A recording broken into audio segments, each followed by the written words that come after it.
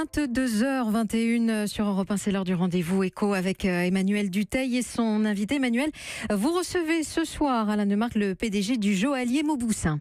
Bonsoir Alain Demarque. Bonsoir. Merci d'avoir accepté notre invitation. Vous êtes le patron de Mauboussin. Vous êtes un des grands noms de la joaillerie en France. Alors si on a eu envie de vous inviter ce soir, c'est que vous avez réussi un gros coup marketing puisque vous avez réalisé le tout dernier diadème de la princesse Marie. Alors la princesse Marie, c'est la femme du deuxième fils de la reine du Danemark. Et si vous avez réussi un gros coup, c'est qu'elle a porté ce diadème pour la première fois lors de la visite d'État du président Emmanuel Macron. Comment un jour la princesse Marie, qui est française, faut peut-être le signaler, vous appelle et vous dit « Alain Demarque, faites-moi un diadème ». En fait, ça ne se passe pas comme ça. C'est-à-dire qu'il y a à peu près 7 ou 8 mois, je me dis que nous devrions lancer des diadèmes de mariage. Et que pour pouvoir lancer cette nouvelle ligne de diadème, une bonne idée, c'est d'arriver à faire un diadème qu'on conçoit avec une cour royale. Bon, je regarde et je me rends compte que finalement la cour royale avec laquelle le faire, c'est sûrement la cour royale du Danemark parce qu'elle est quand même très francophile et j'allais presque dire elle est presque française. J'appelle l'ambassade, je tombe sur une personne qui me dit bah écoutez, pour votre demande, la meilleure solution c'est de contacter un monsieur qui s'appelle Charles-Henri Keller qui est proche de la famille royale. J'ai ce monsieur au téléphone qui me dit bah écoutez, je vais proposer à la princesse Marie de savoir si elle est prête à collaborer avec vous à l'élaboration d'un diadème royal. Ah oui, donc c'est vraiment vous qui appelez, mais du coup vous en êtes jusqu'à lui offrir ce diadème ou la cour royale a malgré tout payé quand même le prix à peu près normal? En fait, c'est ni lui offrir ni pas lui offrir. Au départ, c'est une simple collaboration de manière à élaborer l'objet. Donc en fait, on va travailler un certain nombre de mois à l'élaboration. Elle a des idées assez précises sur le diadème en question. Et puis, à peu près début du mois de juillet, elle me dit écoutez, Alain, une opportunité se fait. Est-ce que ça vous ferait plaisir que le soir du dîner d'État avec le président Macron, je porte ce diadème? Alors je lui dis, mais vous croyez vraiment, Votre Altesse, que vous pouvez le faire? Elle me dit, écoutez, oui, aucun problème. Si vous me prêtez le diadème, je porterai ce diadème ce soir-là. Et c'est comme ça. C'est juste un prêt ou vous lui avez offert derrière? Non, c'est juste un prêt. Et en fait, c'est véritablement un travail à quatre mains qui a été réalisé avec elle. Je suis reparti avec mon diadème le lendemain du dîner d'État. C'est un gros retentissement. Est-ce que derrière, du coup, d'autres cours royales vous ont dit bah tiens, vous vous lancez là-dessus, nous on est intéressés, ou royal ou autre, qui pourrait être intéressé par un diadème? On a notamment un client russe qui est venu sur la boutique des Champs-Élysées hier pour nous demander si on pourrait réaliser un diadème pour son épouse. Donc ça part plutôt pas trop mal pour cette gamme. Alors pour ceux qui ne connaîtraient pas totalement la marque Mauboussin, vous avez essayé de démocratiser le plus possible, puisque jusque-là, les marques comme vous, que ce soit vos gros concurrents, Boucheron, Tiffany, qui sont sur l'ultra haut de gamme, on parlait pas de prix, on faisait pas de campagne de communication dans le métro. Vous avez fait une grande campagne de communication, le prix des bagues directement dans le métro. C'était pourquoi? Pour dire que, on peut pousser la porte d'un joaillier, on peut au moins essayer d'aller regarder, ou c'était pour aller conquérir ce public plus jeune qui n'oserait pas lui aussi entrer dans vos boutiques?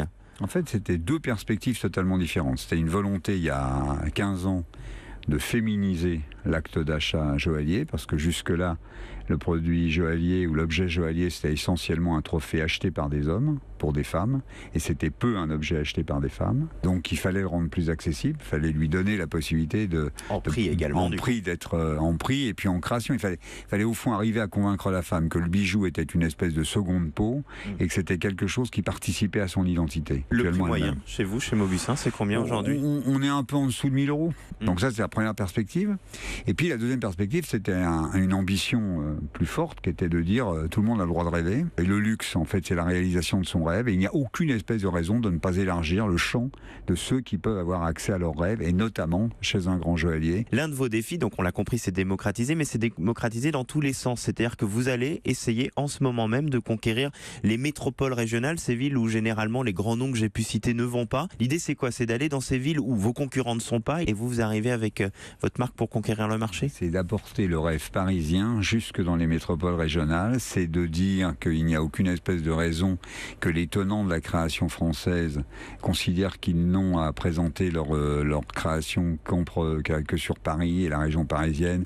Tout le monde a le droit de rêver, tout le monde a le droit d'avoir accès physiquement à l'objet. Alors à un moment donné où le problème de l'accessibilité physique est quelque part remise en cause par la vente sur le net, moi je dis au fond c'est exactement le même concept. Est-ce que ça marche? Parce qu'on a l'exemple de Limoges que vous avez ouvert il y a maintenant de cela quelques semaines. Est-ce que ça fonctionne? Ça fonctionne parfaitement bien. Mais c'est assez normal que ça fonctionne bien parce que l'attente est forte. Il y a plus d'attente. Oui, finalement on pourrait dire mais qu'est-ce que vous avez attendu pour ne pas y aller plus vite? Il fallait y aller au rythme auquel une entreprise de notre taille pouvait assumer cette croissance. On a aujourd'hui en France une 60aine de magasins. On part d'une situation où, quand moi je suis arrivé il y a 17 ans, il y avait un magasin Place Vendôme. Donc il a fallu du temps. Et puis au fond, moi je voulais à la fois préserver à la fois l'image d'être quelqu'un qui marchait vers l'accessibilité et quelqu'un qui en même temps, surtout, faisait de la création, préservait les collections de haute joaillerie, etc. Donc en fait, pour faire tout, il fallait le faire à notre mesure. Mais vous avez par ailleurs lancé des bijoux beaucoup plus chers, parce que vous avez une gamme là que vous venez de lancer de haute joaillerie, entre 130 000 et 215 000. Il faut être sur tout le spectre pour être une vraie marque de joaillerie respectée? Quand vous êtes une entreprise de création, eh bien il faut créer dans tous les registres qui sont les registres de votre métier. Et au fond, moi, mon credo, c'est d'être le joaillier des princesses, mais de toutes les princesses françaises, quel que soit le lieu où elles habitent. Des princesses du Japon, où en fait on a quand même plus de 12 magasins au Japon.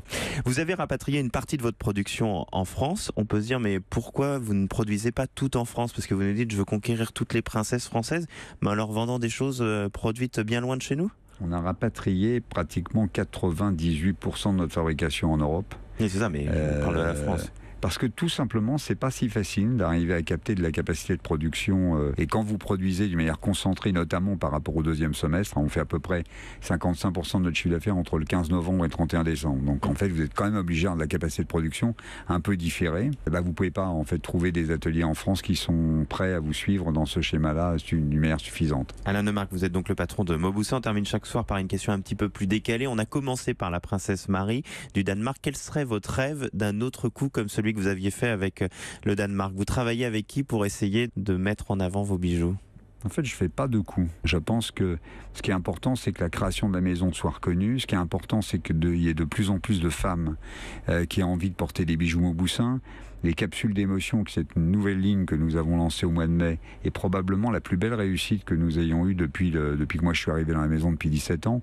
On vend à peu près 50 capsules d'émotion par jour dans nos magasins. Et ça, c'est pour moi, j'allais presque dire, une satisfaction encore plus forte que le diadème de la princesse Marie. Et ça, c'est véritablement un credo beaucoup plus important pour moi. Eh bien, merci. Bonne soirée à vous. Et nous, on se retrouve lundi, 22h20, toujours sur Europe 1.